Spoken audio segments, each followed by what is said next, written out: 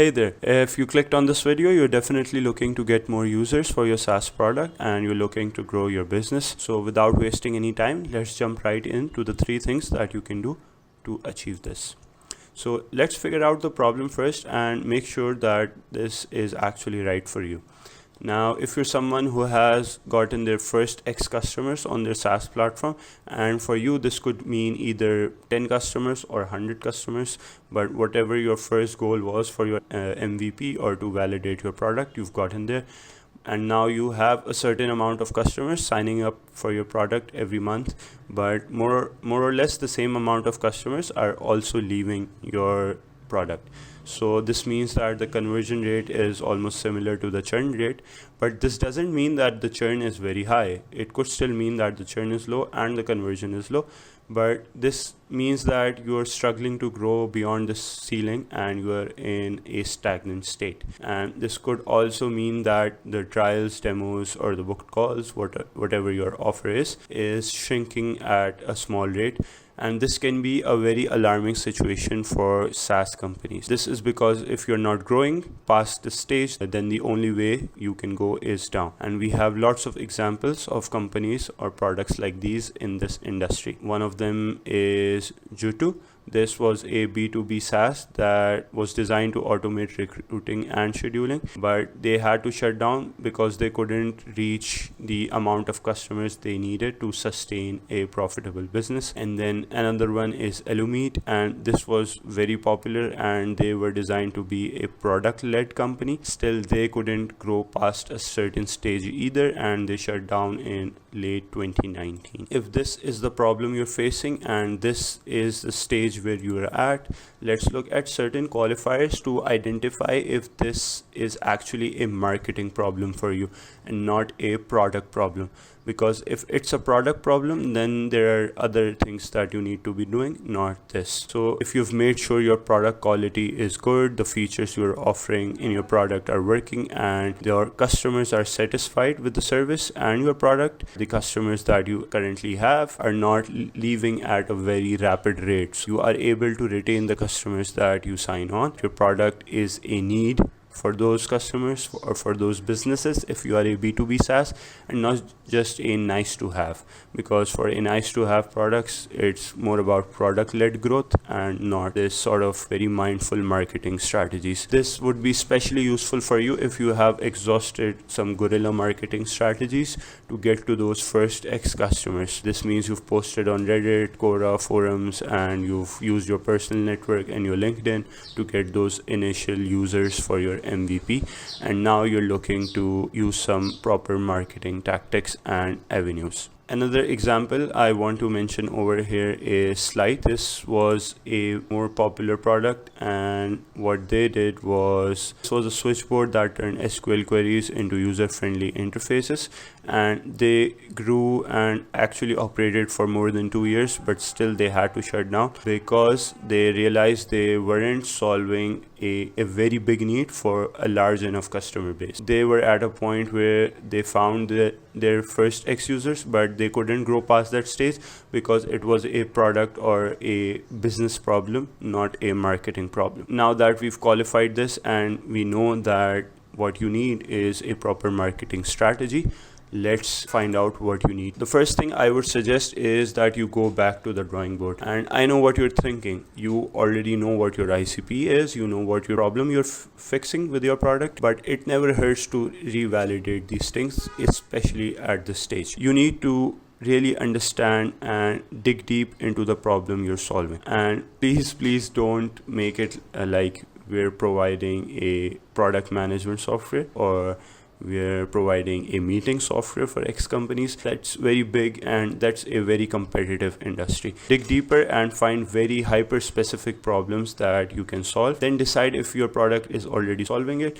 Then decide that the market you're currently addressing for this problem is big enough to sustain a business. If only 100 people have that problem and you already have 10% of that market, then there's nothing more you can really do. You need to validate the size of the market as well, and if the problem is targeted towards a very smaller market, then maybe you need to find another problem to solve. Now, I have a few examples here of companies that are solving hyper-specific problems for large enough markets. One of them is Spectora, and this is basically a home inspection software. This is a very boring industry, especially for people in the tech world. This is related to real estate and home inspection, but this was a very underserved market, and these guys figured out how to solve that very specific problem, and the market size obviously allowed them to get enough customers and grow their business. Another one is TweetHunter. This is built on the back of Twitter, which is a product-led company. Now, they solved a hyper-specific need for Twitter users, and that's how they grew. It's important to be solving a hyper-specific or a small need at this stage before you decide to target a bigger and a bigger market. Oh, and just another example of a product that solved a very hyper-specific problem and was successful is Superlemon, and this is just a Shopify plugin that sort of helps you connect your WhatsApp to your Shopify store. And this may be a common thing now, but it wasn't when they launched, and they solved a very specific problem as well. Now that we figured out you are solving a very specific problem and the market for which you are solving that problem is big enough to have a profitable business in, let's go to the next step. And this is figuring out which marketing strategies are right for you at this time, or as I call it, picking your lane. You can go for a combination of these, but you need to understand the resource exchange that sort of takes place. You either need to invest a lot of money to get quick results or a lot of time to get slower results, but they are also cheaper. So you need to figure out what is suitable for your situation. You also need to understand that all of these avenues sort of have a different ROI. For example, organic search will have a greater ROI than just influencers, and if you're paying any influencers to market your product on maybe Instagram or TikTok, it will have a different ROI and a long-term impact on your brand versus you doing organic search or live events or starting a newsletter. So you need to understand what combination you can use right now. And for businesses who have enough to invest in long-term marketing and who are looking at growth for the next 2 to 5 years, I would suggest organic search, organic social, and video content.